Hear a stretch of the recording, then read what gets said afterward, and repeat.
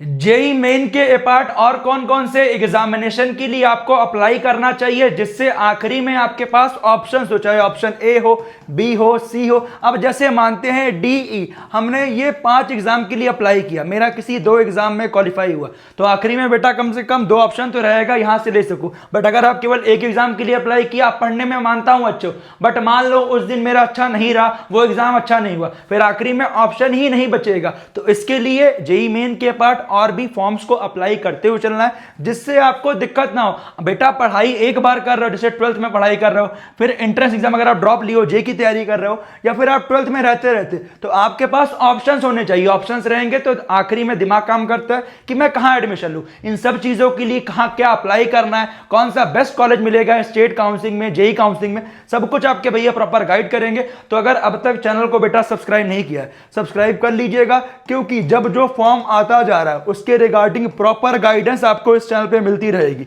तो जिससे आपका कुछ मिस ना हो। अभी तो फॉर्म है, जब आपकी जेई मेन में रैंक आएगी, उस रैंक से कहां कहां अप्लाई कर सकते हैं, वो सब कुछ आपके भैया गाइड करेंगे। उसके लिए सब्सक्राइब करके फॉलो कर लीजिएगा, अदरवाइज कुछ भी मिस होगा तो दिक्कत बाद में आपको ही आएगी। जैसे अभी 2 एंट्रेंस एग्जाम आपके सामने आ चुके हैं, जो कि पहला आपका नेस्ट का, जहां पे आपको पर मंथ 5000 रुपीज की स्कॉलरशिप मिलती है। हाँ, ये इंजीनियरिंग नहीं कराते हैं, यहां पे आपका बीएसएमएस होता है। अगर आपको फॉरेन में पीएचडी करनी है, या फिर आपके लिए बार्क में जाना है डायरेक्टली, जहां आपका इंटरव्यू हो सके, तो उसके लिए नेस्ट में 2 होता है एडमिशन, एक आपका नाइसर भुवनेश्वर, दूसरा CBS Mumbai. Similar IISER aptitude test होता है, जो कि पहले वहां पे एडमिशन जे एडवांस, क्यूपीआई और आईसर तीनों से होता था, बट अब जे एडवांस क्यूपीआई से हट गया है, ओनली आईसर से होता है, जिसका एग्जामिनेशन आपका जेई मेन से टफ, एडवांस से थोड़ा कम, जिस लेवल का होता है। तो उसका फॉर्म अभी नहीं आया है, वो अराउंड मार्च के आसपास फॉर्म आएगा, अपडेट कर दूंगा। उससे आपका 7 आईसर्स, आईआईएससी बैंगलोर, आईआईटी मद्रास का एक कोर्स, आईआईटी गुवाहाटी का कोर्स, यहां पे एडमिशन होता है,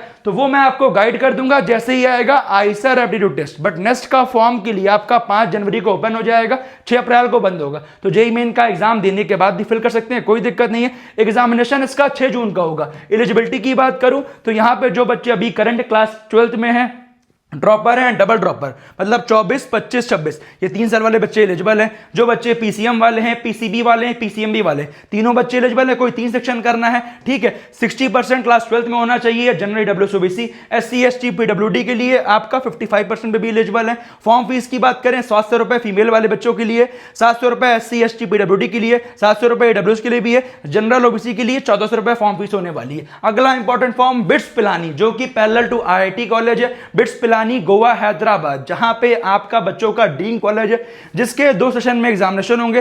पहला सेशन आपका 17 अप्रैल, मतलब 15 अप्रैल से लेकर 17 अप्रैल के बीच में, दूसरा वाला 24 मई से लेकर 26 मई के बीच में। लास्ट डेट अप्लाई करने की सेशन 1 की या साथ में अप्लाई करने की 16 मार्च है, तो आप अप्लाई कर सकते हैं। कुछ डाउट है मुझे कमेंट कर लीजिएगा। अप्लाई करने के लिए 3600 रुपए फीस है, सेशन 1 के लिए 5600 रुपए है आपका, सेशन 1 एंड 2 के लिए, फीमेल के लिए 3100 रुपए, 4600 रुपए, ये आपके सामने है। इसके अलावा कुछ भी डाउट है रिगार्डिंग बिट्स, भैया फॉर्म भरने में दिक्कत आ रही है, मुझे कमेंट करके बताइए। तो मैंने आपको 3 फॉर्म तो बता दिया, एक आपका बिट्स का हो गया सबसे इंपॉर्टेंट, दूसरा आपका नेस्ट का हो गया जो कि मैंने बता दी डेट्स, तीसरा आपका आईआईटी का हो गया, आईसर एप्टीट्यूड टेस्ट जो कि अभी आया नहीं है, चौथा इंपॉर्टेंट आपका डब्ल्यूबीजेई, अभी इसका भी फॉर्म भी नहीं आया, जिससे आपका जादवपुर यूनिवर्सिटी जो कि पैरेलल टू आईटी कॉलेज ये भी है। बट डब्ल्यूबीजेई एक चीज ध्यान दीजिए, खासकर जो बच्चे वेस्ट बंगाल वाले हैं वो तो भरिएगा, क्योंकि यहाँ पे केवल जो इनके सेंटर्स होते हैं, जो एग्जाम सेंटर, वो वेस्ट बंगाल में होता है। तो बाहर वाले सेंटर जो बहुत दूर वाले बच्चे हैं वो भर नहीं पाएंगे, अगर भरना हो तो भर सकते हैं, उसके लिए आपको ट्रेवल करना पड़ेगा।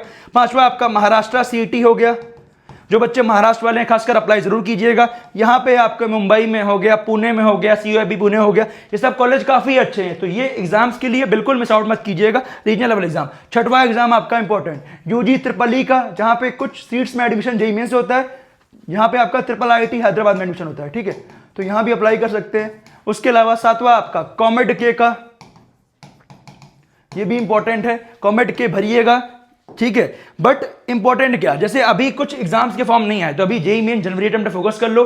जैसे आपका उसके बाद अगर आपका फंटाइल उतना अच्छा नहीं आया, तो बैकअप के लिए और भी फॉर्म्स के लिए अप्लाई कीजिएगा। क्या कॉलेज मिलेगा वो सब गाइडेंस तो मिलता ही रहेगा। तो ये मैंने आपको कुछ फॉर्म बताए, अभी जब जो आता जाएगा मैं आपको अपडेट करता चलूंगा, तो अभी टेंशन मत लीजिएगा। मैंने अभी कुछ एग्जाम्स के नाम आपको बता दिए हैं। इस तरह फिर 8वां आपका वीआईटी का भी है, ठीक है।